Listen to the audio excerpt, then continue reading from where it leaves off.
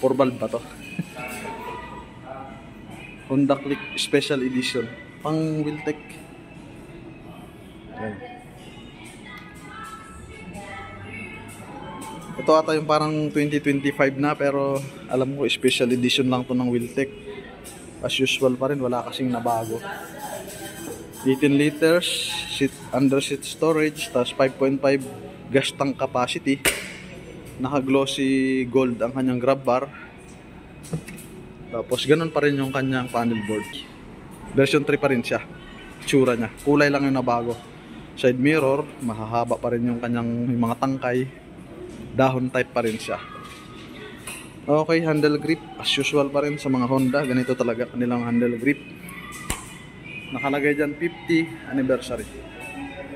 Ayan o, 50 Wiltec anniversary.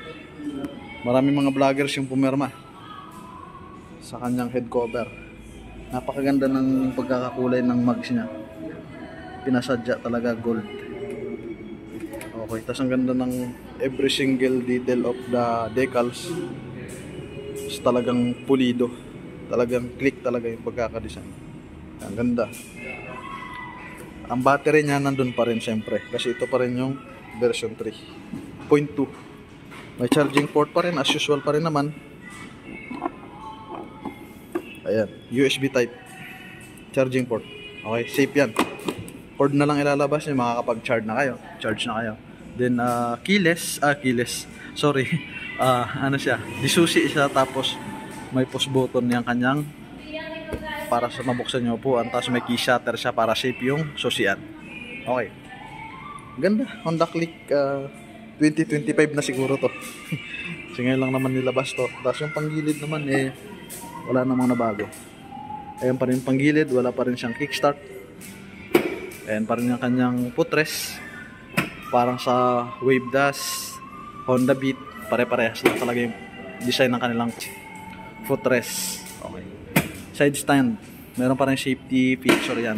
Okay, pag ibaba mo, umaandar siya. Pag ibaba mo yung side stand, mamamatay ang makina. Then pag nakababa yung side stand, tapos mag-i-start ka, hindi siya i-start. Okay, kailangan nakaangat siya. Safety feature niya.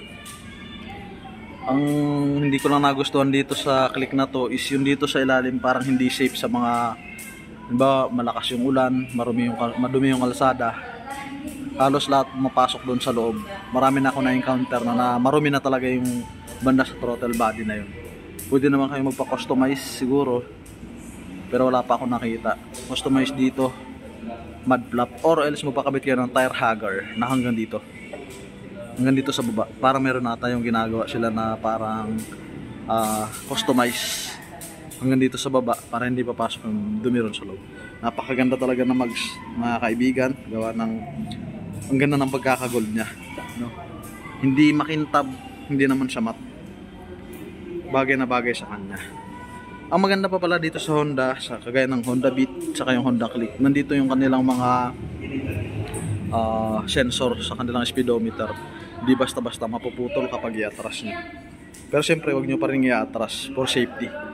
At ang naging disadvantage ko dito sa mga Honda na to, sa Honda Click, usually yung kanilang center stand, pag napabayaan mo, daily use, araw-araw mong biyahe, pag hindi mo napansin to, tumitigas, naglalak, kinakain ng kalawang hanggang sa nasisira.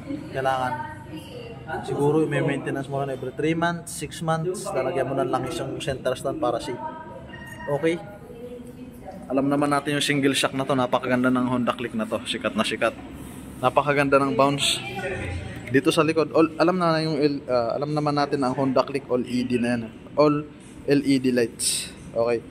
Tail lights, napakaganda ng design. Sharp. Tapos meron sa mga design dito. Takaw bali nga lang tong mga to.